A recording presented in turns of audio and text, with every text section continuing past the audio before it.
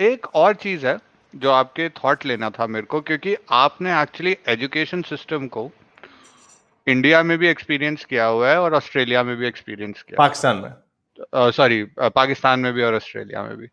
और सिमिलरली मेरा केस ये है कि मैंने इंडिया में भी एक्सपीरियंस किया हुआ है, and I was lucky enough to be sponsored by for some internships in US and Europe. तो मेरे को एक हमेशा लगा कि हमारी इंडियन सोसाइटी में एजुकेशन भी इंडोक्ट्रिनेशन के लिए तरह पढ़ाते थे, hmm. Even science. Okay, hmm. लेकिन बाहर जो था it was a different way. तो क्या मतलब इंडोक्ट्रिनेशन, आपको क्या लगता है कि हमारे जो हाउस होल्ड है उससे एजुकेशन सिस्टम में भी ब्लीड करता है? क्या पाकिस्तान में भी ऐसा ही होता था? I think it does. ये मैं पहले भी ये कहानी सुना चुका हूँ कि हमारा एक टीचर था, जो मैं पहले सेमेस्टर में, जब मेरा एक टीचर था ईएन, लास्ट नेम कहानी में रिमेम्बर किया था। तो हम्म। वो हमारा, मेरा ख्याल मेरा C++ का, I think he was the teacher था। एनीवे, तो मैं और मेरा एक और दोस्त, वो भी पाकिस्तानी था, वो और मैं उसको ना बार बार सर सर किए जाए। वो तप गया हम्म। एक दिन। उसने उसने कहा कि यार आप प्लीज मुझे सर मत कहो, यानी मैं हम्म। तप गया। तो हमने कहा ऐसे ही ना, देसी बच्चे हम बेचारे, हमने कहा ऐसे ही थोड़ा हम्बल हो रहा है तो सर ही बोलेंगे, हमारा अपना स्टाइल है भाई, हम सर बोलेंगे। फिर वो तप हम्म। गया, उसने हमें कहा कि मुझे सर ना बोलो। हमने कहा भाई हम आपको रिस्पेक्ट से कह रहे हैं, हम हमारे कंट्री में हमें बताया जाता है कि आप रिस्पेक्ट देते हैं अपने से बड़े को ना। तो उसने कहा मुझे तुम्हारी रिस्पेक्ट की जरूरत नहीं है। तो मैंने कहा है, कहता मुझे ईएन बोलो, ईएन, मेरा नाम ईएन है। तो हमने हम्म। कहा बड़ा हमें अजीब लगा। तो उसने कहा कि फिर उसे समझने की भी कोशिश की। उसने कहा क्यों? मैंने कहा रिस्पेक्ट उस्ताद, सेकंड बाप, माँ बाप की बात सबसे बड़ा उस्ताद होता है, वगैरह वगैरह। तो उसने हम्म। कहा आप मेरी इज्जत करोगे तो आप मेरे से बहस कैसे करोगे? आप मेरे से डर जाओगे तो आप मेरे से काउंटर क्वेश्चन, क्रॉस क्वेश्चन को, डिसएग्रीमेंट कैसे डिस्कस करोगे? और ये बात मैंने प्रोफाउंड पढ़ी थी, क्योंकि मुझे याद है कि हम टीचर टीचर की मर्जी होती थी तो क्वेश्चन इनकरेज करता था हमें, एज अ बच्चे भी हमें पता चल जाता था कि कौन सा क्वेश्चन करना है। यानी चले हम उसे फिजिक्स का तो क्वेश्चन कर लेंगे, लेकिन हम्म। अब एवोल्यूशन का अगर क्वेश्चन हो रहा है तो हम नहीं करेंगे। हमें पता है कि यार ये कहीं लाइन क्रॉस ना हो जाए। ऐसा बच्चे को भी पता चल जाता है। जब टीचर नहीं आपको कह दे कि साइंस ये कहती है लेकिन हमारा जो रिलीजन है वो हमें ये कहता है। तो एक एक रिलेशनशिप है रिस्पेक्ट का, रिस्पेक्ट से मुराद वो डर का, एक हम्म। सिस्टम का कि आपने इसके अंदर रहना है। तो एक ये मुझे बड़ी प्रोफाउंड चीज थी। और दूसरी जो मैंने एक चीज देखी थी, ओपन बुक टेस्ट होते थे। मैंने कहा ये ओपन बुक टेस्ट, हम तो बूटियां रख के जेब में जाते थे। तो ये हमारे सामने किताब खोल के कह दिए कि ये किताब है, इसमें से निकाल के जो क्वेश्चन है वो दे दो। तो तो ये भी एक बड़ी अजीब सी चीज थी। You're right. लेकिन जो जो अमेरिकन टेलीवेंजलिस्ट वगैरह जो है ना, ये इवेंजलिस्ट वगैरह, वो यही कंप्लेन करते हैं कि ओ जी एजुकेशन भी इंडोक्ट्रिनेशन है, देखो ये हमारे बच्चों को क्या कहते हैं, अल्टरनेटिव नहीं सिखाते। यानी इंटेलिजेंट डिजाइन भी साइंस की क्लास में पढ़ाएं। आप एवोल्यूशन पढ़ा रहे हैं, आप बिग बैंग पढ़ा रहे हैं, इंटेलिजेंट जो कंट्रोवर्सी है वो भी पढ़ाएं एज इक्वल टू साइंस।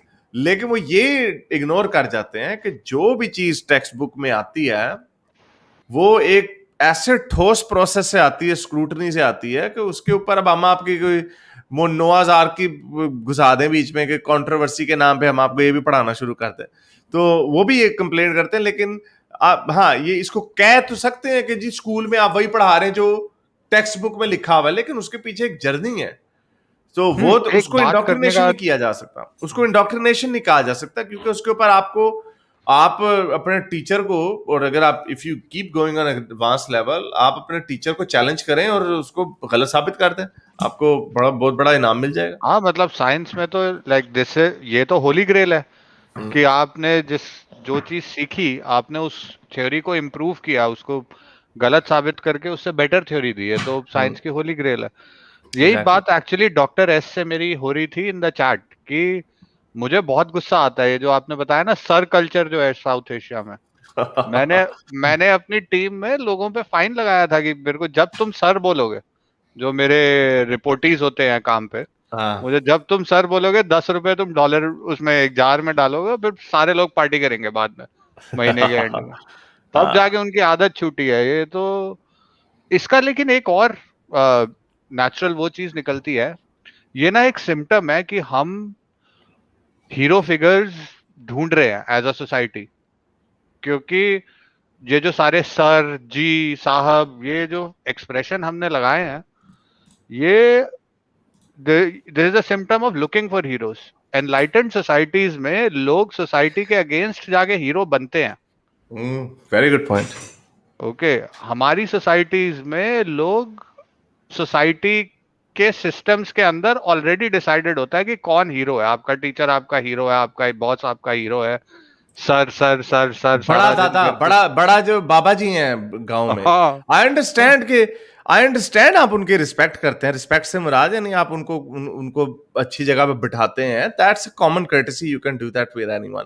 लेकिन अब बाबा जी ने कोई बड़ी भोंडी बात मार दी है, you should be able to stand up and say Baba जी तुसी थोड़ा चवली मारती है ये आपने बोंगी मार दी है बाबा जी। बिल्कुल सही बात। तो you should be able to, लेकिन ये हमारे कल्चर में डिस्करेज किया जाता है एज वर्च्यू।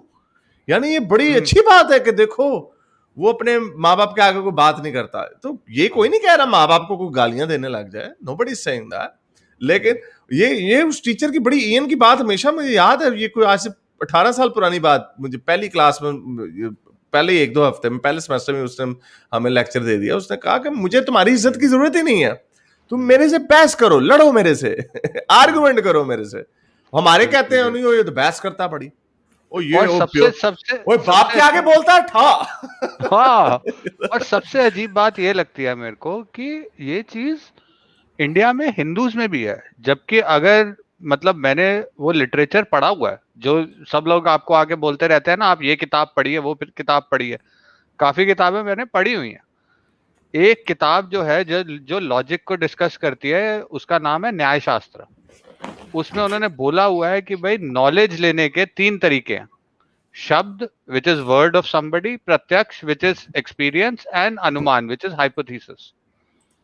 तो ये चीज this is like a modern scientific principle उसमें उन्होंने डिस्कस करी हुई है। और शब्द के बारे में बोला जाता है, वर्ड के बारे में बोला जाता है कि ये सबसे आसान है लेकिन सबसे ज्यादा रिस्की भी है, क्योंकि आप ये वेरीफाई नहीं कर पाओगे कि जो आपको वो वर्ड्स दे रहा है वो आपको सही वर्ड्स दे रहा है कि नहीं दे रहा।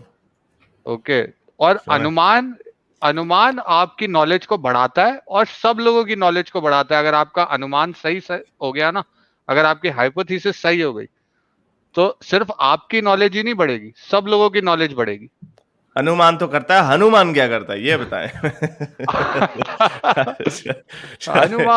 Hanuman is like, I think हमारे लोगों का, हम लोगों ने सुपरमैन टाइप इन्वेंट करने का कुछ सोचा था और वो फिर उसी में उन्होंने लिखा बना गया। दिया। वो कहाँ से बात कहाँ से कहाँ निकल गई, वो कहते हैं हजरत मोहम्मद ने शरारत की, वो बात कहाँ से कहाँ निकल गई उन्हें भी पता नहीं था। तो इसी तरह आप लोगों के भी क्या क्या बातें कहाँ से यार कहाँ मतलब निकल हाँ, ये गई। तो वही बात है मतलब कि मेरे को टोल्कीन की राइटिंग ज्यादा पसंद है। मुझे लॉर्ड ऑफ द रिंग्स और उसका जो हाँ पूरा जो उसने लिखा हुआ है मुझे वो ज्यादा हाँ, पसंद है। और बहुत फिर मैं जबरदस्त उसके हॉबी पीछे है। लड़ाई झगड़े करने लग जाऊं। सर वो कितनी कॉम्प्लेक्स है, उसने कितनी डिटेल्स में ख्याल रखा है लॉर्ड ऑफ द रिंग्स में, आपको कोई कॉन्ट्रडिक्शन नहीं मिलती वहां पे। आप लॉर्ड ऑफ द रिंग्स, अरे Lord of the rings is बहुत ही छोटा पार्ट है जितना टोल्किन ने लिखा है उसका। हाँ हाँ, बहुत ज्यादा है। इवन के मतलब उसने तो सिल्मरिलियन मैंने, इस अपने यूनिवर्स की ओरिजिन स्टोरी भी लिखी है उसने। हाँ, इवन सो के वो ये भी सिल्मरिलियन बताता है नाम कि की, डार्क लॉर्ड कहाँ से आता है, डार्क लॉर्ड हाँ का ओरिजिन और डार्क लॉर्ड का टावर टूटने के बाद उसके साथ क्या हुआ है ये भी उसने लिखा है। इतना कुछ अरे लिखा है। सिल्मरिलियन हाँ पढ़िए अगर आप लोग कभी हाँ टाइम मिले तो। सिल्मरिलियन अनफिनिश्ड टेल्स, मतलब वो 36 वॉल्यूम का उसका काम है। क्रिस्टोफर टोल्किन को पूरी उम्र कोई काम नहीं करना पड़ा था। J.R.R. टोल्किन की लिखी हुई मैन्युस्क्रिप्ट्स में से वो पेजेस उठाता था, उनको बाइंड करके बोल देता था कि ये नई किताब है। ओके, तो पर उसके चक्कर में मैं कोई लड़ाई झगड़ा तो नहीं कर रहा यार आज। नहीं नहीं चलें चलिए, ठीक है। अब एग्जैक्टली, बहुत कोई लड़ाई झगड़ा नहीं कर रहा आपने बल्कि इन्होंने मुझे फ्लैट अर्थ का कॉन्सेप्ट, गालिब साहब आपने पता नहीं सुना है कि नहीं, इन्होंने सही तरीके से समझाया। हाँ बस ये देख लेना, मैंने कमा हूं ना फिर। नहीं मैंने वो उसे मैं बड़ी समझाने की तो कोशिश की थी कि नहीं 2 आई समझ। डायमेंशन पेपर का जो कर्वेचर है वो 3rd डायमेंशन में होगा। वो ऐसे जा रहा था, वो हाँ, ऐसे ऊपर से जा रहा था। चले बहुत मैं शुक्रिया, सुनूंगा बाद में पीछे करके हाँ, फिर चले सुनूंगा। नहीं, ये मैं एग्जांपल थैंक यूज करूंगा सबको समझाने हाँ। के लिए, बड़ा जबरदस्त है। अच्छा जी। मेरे इस नेक काम को जारी रखने के लिए मुझे पेपैल या पेट्रियन पे जरूर सपोर्ट कीजिए ताकि मैं अपना पैगाम ज़्यादा से ज़्यादा लोगों तक पहुंचा सकूं।